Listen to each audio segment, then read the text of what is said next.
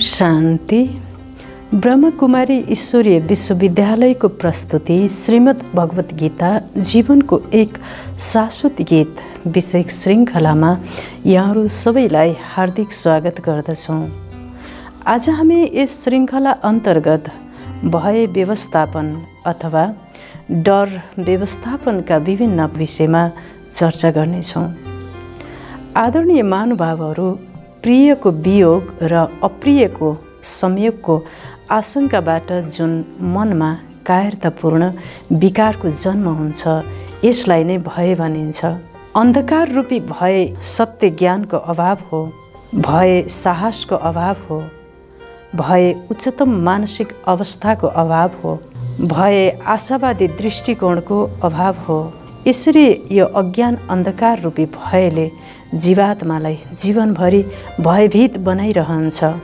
प्रियजनको बिछोडको भय, मृत्युको भय, रोग व्याधिको भय, मान प्रतिष्ठा नाशको भय, निन्दा तथा ग्लानीको भय, यी भयका विभिन्न रूपहरू हुन्। भगवानले श्रीमद् भगवत गीतामा अध्याय 16 को 1 नम्बर श्लोकमा भन्नुभएको छ, अभयम शब्द संशुद्धिर ज्ञान योग व्यवस्थिति। हे अर्जुन, निर्भय भएर ज्ञान योगले आफ्नो जीवनलाई व्यवस्थित गर। त्यसैले हामीले भयलाई चिन्ता निराशाले होइन, भयलाई साहसले र भयलाई उच्चतम मानसिक अवस्थाले र भयलाई सत्य ज्ञानबाट र सकारात्मक दृष्टिकोणबाट भयलाई व्यवस्थापन गर्नुपर्दछ।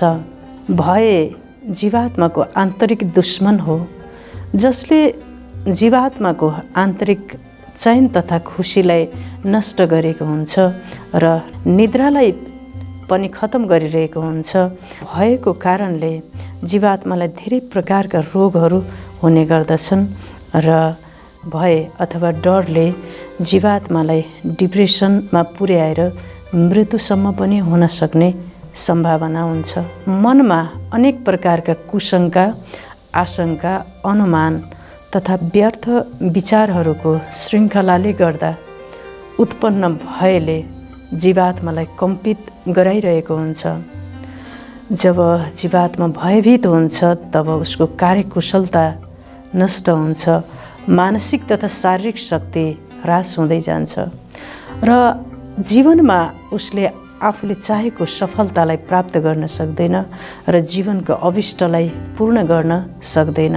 जीवात्मालाई यसरी आन्तरिक दुश्चक्रमा पुर्याएर एउटा डिप्रेसन, मानसिक अशान्ति, पीडा, अनेक प्रकारका रोगहरू, साथसाथै शरीरभित्र इम्युन पावर नष्ट हुने, कार्यक्षमतामा कमी आउने, साथै हाम्रो मस्तिष्कबाट एक प्रकारको विषाक्त हार्मोन रचना हुँदा शरीरमा त्यसबाट दुष्परिणाम हुने र विभिन्न रोगहरू उत्पन्न हुने हुनाले भयलाई व्यवस्थापन गर्नु जरुरी छ। आदरणीय महानुभावहरू, यस भयरूपी दुश्मनलाई व्यवस्थापन गर्नको लागि केही व्यवस्थापनका पक्षहरूको विषयमा चर्चा गर्नेछौँ। सबैभन्दा पहिला मृत्युको भय तथा व्यवस्थापनको विषयमा चर्चा गर्नेछौँ।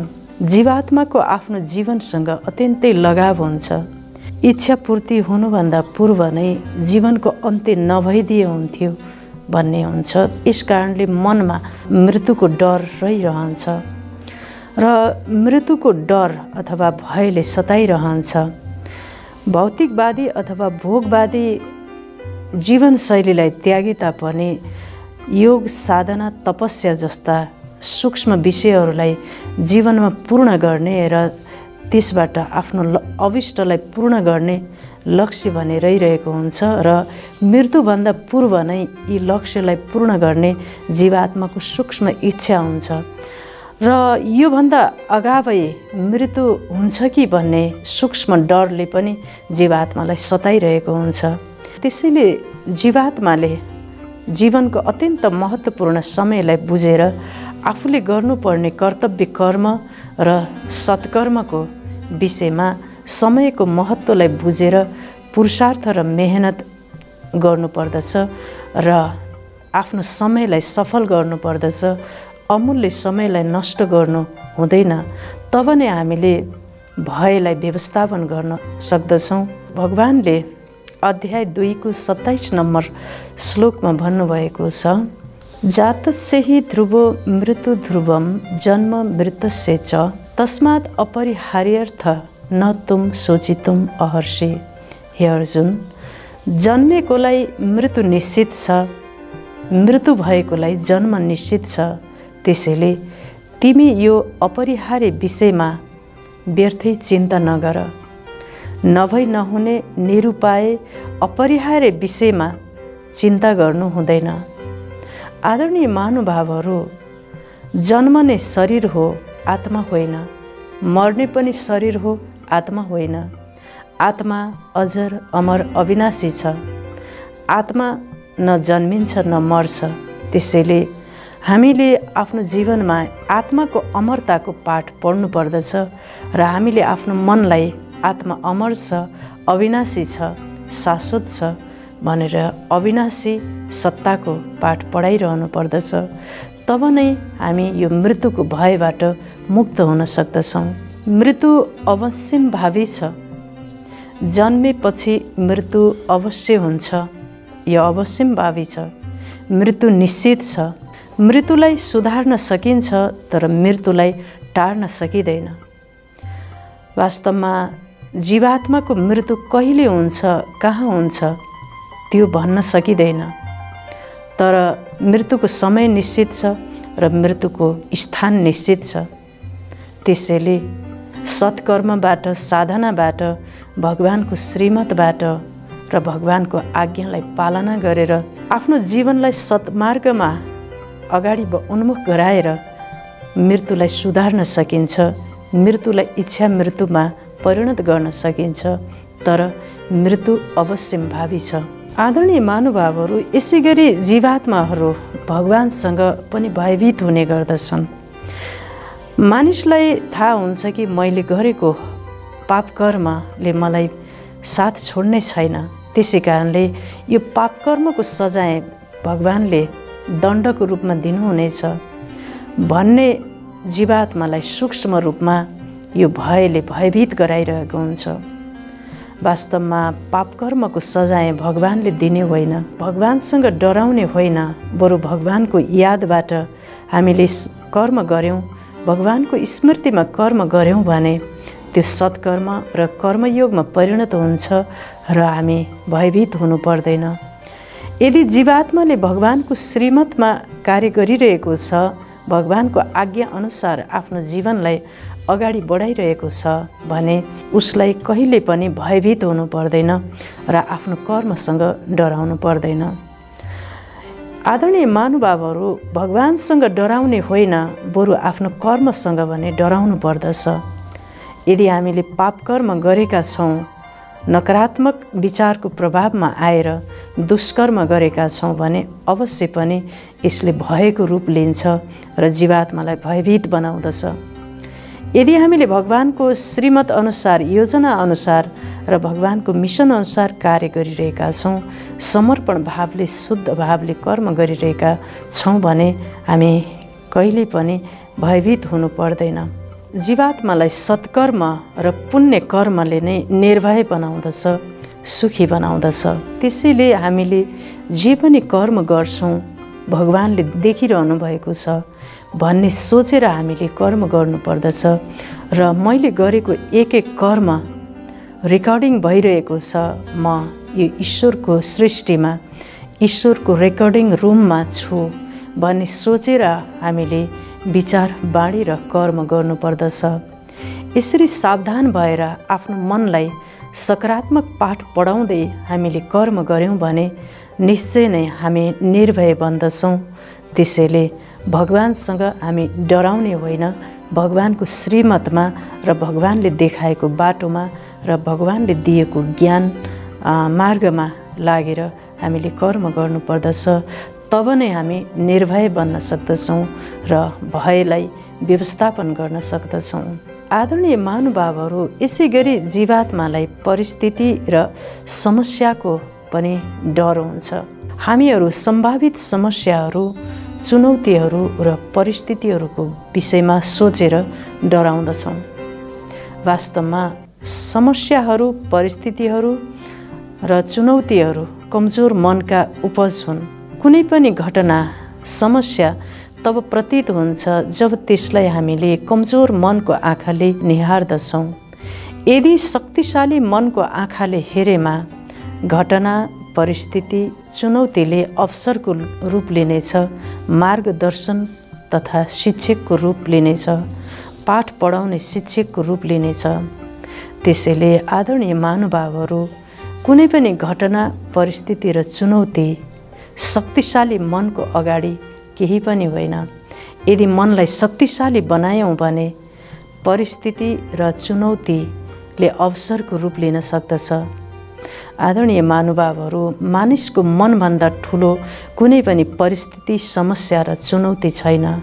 मनमा अदम्य साहस छ, शक्ति छ। त्यसैले मनलाई शक्तिशाली बनायौँ भने चुनौती, समस्या र परिस्थितिहरू पनि अनुकूल र अवसरको रूप लिनेछन्। त्यसैले यो परिस्थितिबाट मैले केही पाठ पढ्नु पर्दछ भन्ने आफ्नो मनलाई प्रशिक्षण गरेर हामीले भयलाई व्यवस्थापन गर्नुपर्दछ। आदरणीय महानुभावहरू, श्रीमद् भगवत गीतामा भगवानले अध्याय 13 को 9 नम्बर श्लोकमा भन्नुभएको छ, जन्म मृत्यु जरा व्याधि दुःख दोषानुदर्शनम। हे अर्जुन, जीवात्मालाई जन्मदा, मृत्यु हुँदा, बिमारी हुँदा र वृद्ध अवस्था हुँदा त्यसमा दुःख छ, दोष छ भन्ने कुरालाई देख्नु, स्वीकार गर्नु र त्यसमा भएको दोषलाई देख्नु, जान्नुलाई नै ज्ञानी व्यक्ति भनिन्छ। वास्तवमा यो चारवटै पक्षमा जन्मदा दुःख छ, मृत्यु हुँदा दुःख छ, रोग लाग्दा दुःख छ र वृद्ध अवस्थामा दुःख छ। दुःख छ, दुःख हुन्छ भनेर जान्नु, स्वीकार गर्नु नै वास्तवमा ज्ञान हो। आदरणीय महानुभावहरू, यो जीवनको चारै पक्षमा भएको दुःखबाट र दर्दबाट भयभीत नहुनु, यो हुन्छ भन्ने कुरालाई बुझेर स्वीकार गर्नु नै भयलाई व्यवस्थापन गर्नु हो। जीवात्मालाई कहिलेकाहीँ रोग व्याधिले ग्रस्त बनाउँदा मृत्युभन्दा पनि बढी कष्टकारक अनुभव हुन्छ। त्यसैले एक आध्यात्मवादी व्यक्तिले शरीरमा आउने व्याधिको विषयमा पूर्व जन्ममा गरिएका कर्महरू र वर्तमान जीवनमा गरिएको कर्मको भोगलाई नभोगेसम्म पार पाउन नसकिने कुरालाई पनि बुझ्नु पर्दछ। त्यसैले जीवात्माले गरेको कर्मलाई, पूर्व जन्ममा र वर्तमान जीवनमा गरेको कर्मलाई या त शारीरिक पीडाको रूपमा, रोग व्याधिको रूपमा त्यसलाई भोग्नु पर्दछ भने दोस्रो भगवानसँग योग लगाएर परमात्मालाई याद गर्दछौँ। परमात्माको स्मृतिबाट समस्त पाप कर्महरू दग्ध हुने गर्दछन्। योगबाट पाप कर्म नष्ट हुन्छ र आत्मा हल्का हुन्छ। अर्को उपाय छ, हामीले आफूले गरेका पाप कर्महरू भगवानलाई भन्यौँ भने सच्चा दिलले आफ्नो जीवन कहानी परमात्मालाई लेखेर वा भन्यौँ भने पनि पापबाट हल्का हुन सक्दछौँ। तर पनि जीवात्माले आफूले गरेको कर्मको फल या त शरीरबाट, मनबाट त्यसलाई भोग्नुपर्ने हुन्छ। जब हामीले यो कुरालाई बुझ्दछौँ, कर्मको गहन गतिको विषयलाई बुझ्दछौँ, तब हामी भयभीत हुँदैनौँ र शरीरमा रोग व्याधिले आक्रमण गरे पनि यो पूर्वजनित कर्मको हिसाब किताब हो भन्ने कुरालाई बुझेर त्यसलाई सहज र स्वीकार गर्दै निर्भय बन्न सक्दछौँ र भयलाई व्यवस्थापन गर्न सक्दछौँ। जसरी जीवात्माले अज्ञानताको कारण पाप कर्ममा फस्दछ, त्यसै गरी जीवनमा दिव्य ज्ञानको उदय भयो भने उसले सत्कर्म गर्न सक्दछ। किनकि ज्ञानबाट नै सत्कर्मको उदय हुन्छ र व्यक्ति पुण्य आत्मा बन्दछ। सत्कर्मबाट पुण्य आत्मा बन्दछ, तब नै ऊ निर्भय बन्दछ।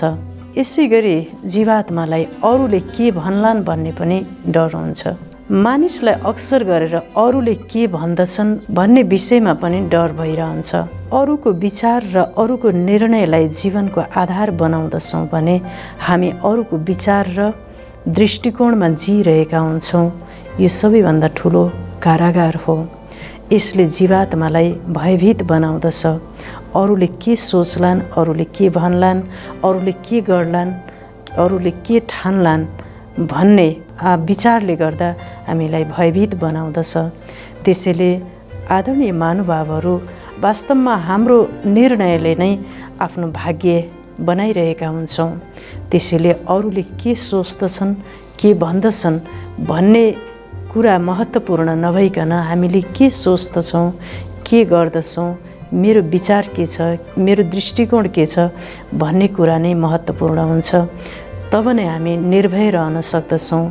जब हामी आफ्नो विचारमा, आफ्नो निर्णयमा, आफ्नो दृष्टिकोणमा विश्वस्त हुन्छौँ तब नै हामी निर्भय बन्न सक्दछौँ।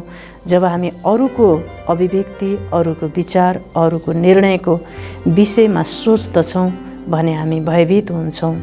त्यसैले जहिले पनि आफूले के गरिरहेको छु र आफ्नो निर्णय के हो भन्ने विषयमा नै हामीले सोच्नु पर्दछ। तब नै हामीले भयलाई व्यवस्थापन गर्न सक्दछौँ। वास्तवमा हाम्रो निर्णयले नै आफ्नो भाग्य बनाइरहेका हुन्छौँ। आदरणीय महानुभावहरू, जीवनमा विभिन्न किसिमका भयहरूलाई व्यवस्थापन गर्नको लागि राजयोग मेडिटेसनको अभ्यास गर्नुपर्दछ। अन्यत्र विषयबाट मन र बुद्धिलाई हटाएर जब मन र बुद्धिलाई परमात्मामा केन्द्रित गर्दछौँ तब मन शक्तिशाली बन्दछ, बुद्धि दिव्य बन्दछ, संस्कार दिव्य बन्दछ। तब नै व्यक्ति निर्भय रहन सक्दछ। जब जब जीवनमा व्यर्थ र नकारात्मकता नष्ट हुन्छ तब नै जीवनमा समर्थ्य आउँदछ। आदरणीय महानुभावहरू, जहाँ सत्य त्यहाँ जय, जहाँ असत्य त्यहाँ भय हुने गर्दछ। त्यसैले जब भगवानलाई हामीले साथी बनाउँदछौँ, सत्यलाई साथी बनाउँदछौँ तब अन्धकार रूपी भय समूल नष्ट हुने गर्दछ। त्यसैले मेडिटेसनबाट, ध्यानबाट आत्माको शक्ति, आत्माको ऊर्जा बढ्दछ। तब नै हामीले नकारात्मक परिस्थितिहरू, समस्याहरू, चुनौतीहरूलाई सामना गर्न सक्दछौँ।